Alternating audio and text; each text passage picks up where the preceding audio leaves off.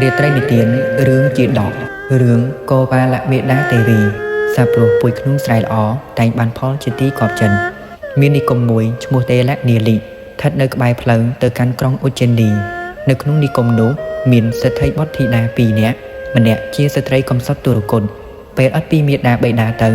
នៅអាស្រ័យនឹងមេដោះតែជាស្ត្រីមានឥរិយាបថសុភាពរាបសារនិងរំទុំមានសក់វែងជាងស្ត្រីទាំងឡាយទាំងពួងកំណត់នាមថាទីខៈកេសវតីឬកេសវតីម្នាក់ទៀតជាស្ត្រីអត់មានសក់តែមានសម្បត្តិច្រើនមានឈ្មោះថានិកេសីគ្រានោះឯងព្រះមហាកច្ចាយនថេរមានបំណងនឹងសម្ដែងនៅការឧបតិឡើងនៃព្រះអរហន្តសម្ពុទ្ធបរមគ្រូប្រោសព្រះចៅចន្ទៈបជោតៈមួយអន្លើនិងភិក្ខុ7អង្គ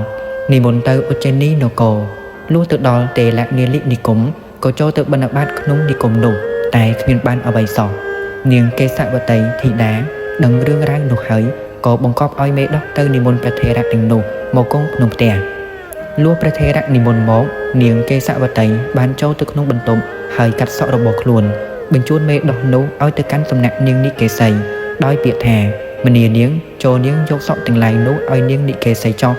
បើនាងនិកេសីឲ្យវត្ថុអ្វីចូលនាងទទួលយកមកយើងនឹងឲ្យទានដល់លោកម្ចាស់ទាំងឡាយមេដោះក៏យកសក់នោះទៅឲ្យនាងនិកេសី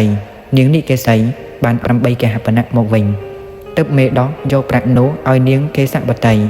នាងកេសវតីបានយកប្រាក់នោះចាត់ចែងជាចង្ហាន់បិណ្ឌបាតដល់ព្រះសមណៈ8ព្រះអង្គលៃបាន1កហបណៈ1អង្គទើបចូលទៅនៅក្នុងបន្ទប់នាងវិញព្រះមហាកច្ចាយនថេរជ្រាបរឿងនោះហើយក៏ឲ្យគេហៅនាងកេសវតីមកនាងមានសេចក្តីគោរពចំពោះព្រះថេរៈក៏មកថ្វាយបង្គំហើយញ៉ាំងសទ្ធាមានកម្លាំងឲ្យកើតឡើង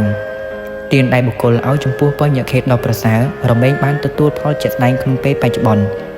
ព្រោះហេតុនោះបានជាសក់របស់នាងកេសវតីដោះឡើងវិញតាមប្រក្រតីក្នុងពេលដែលនាងឱនកាយថ្វាយបង្គំព្រះថេរៈដោយគោរព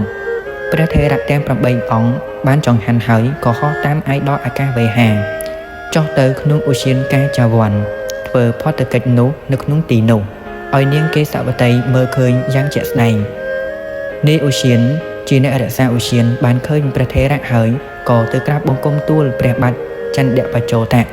ព្រះអង្គក៏យាងទៅកាន់ឧស្សាហថ្វាយបង្គំព្រះថេរៈរួចសួរថាថ្ងៃនេះលោកម្ចាស់បានចង្ហាន់ហើយឬនៅលុះព្រះសម្ដាប់ដំណឹងដែលព្រះថេរៈពោលប្រាប់ទើបស្ដេចទៅកាន់ព្រះបរមរាជវាំងវិញបង្គាប់ឲ្យរាជបុរសនាំនាងកេសវតីធីតា